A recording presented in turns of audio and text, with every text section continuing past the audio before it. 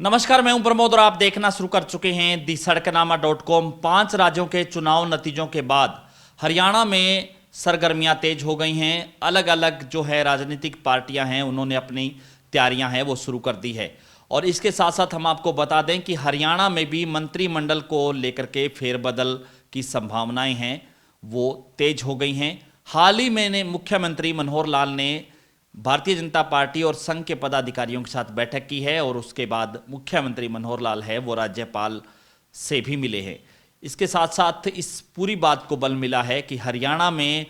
मंत्रिमंडल फेरबदल किया जा सकता है और ये फेरबदल है वो 15 दिसंबर से शुरू हो रहे शीतकालीन सत्र के बाद होगा। और हम आपको बता दें कि इस मंत्रिमंडल फेरबदल को लेकर के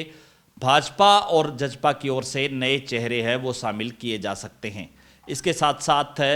ऐसे मंत्रियों की छुट्टी हो सकती है जिनका प्रदर्शन बेहद खराब रहा है। इसके साथ साथ हम आपको बता दें कि इस मंत्रिमंडल फेरबदल को लेकर के कुछ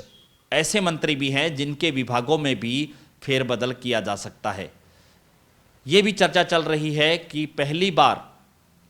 विधायक बने भव्य बिश्नोई, जो कि चौधरी भजनलाल है उनके पोते हैं, उनको भी मंत्रिमंडल में शामिल किया जा सकता है। अगर उनको मंत्रिमंडल में शामिल नहीं किया जाएगा तो सीधे तौर पे ये चर्चा है कि कुलदीप बिश्नोई को हिसार से लोकसभा जो है उम्मीदवार है भारतीय जनता पार्टी वो बना सकती है, ये भी चर्चा है। और हम आपको बता दें कि हरियाणा में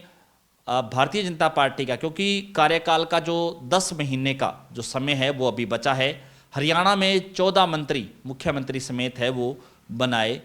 जाते हैं, जिसको लेकर के कुछ ऐसे चेहरे हैं जिनका प्रदर्शन खराब हुआ है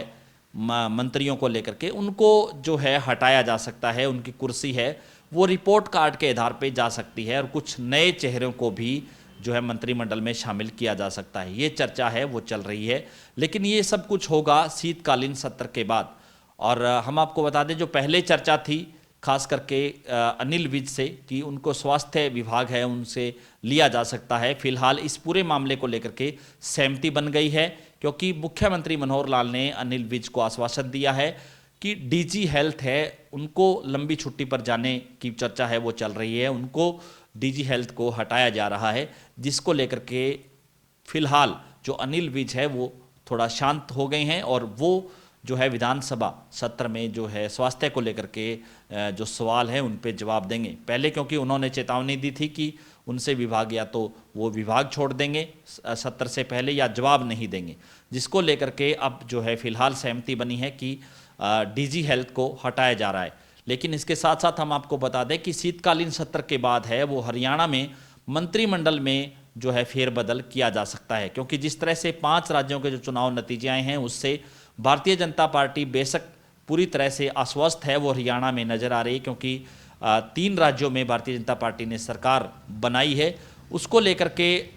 भारतीय जनता पार्टी हरियाणा में भी आश्वस्त है वो नज़र आ रही है। वहीं कांग्रेस पार्टी है वो एक बार ये कह सकता हूँ कि जो पूरी तरह से आश्वस्त थी कि हरियाणा में उनकी सरकार होगी, वो कांग्रेस है वो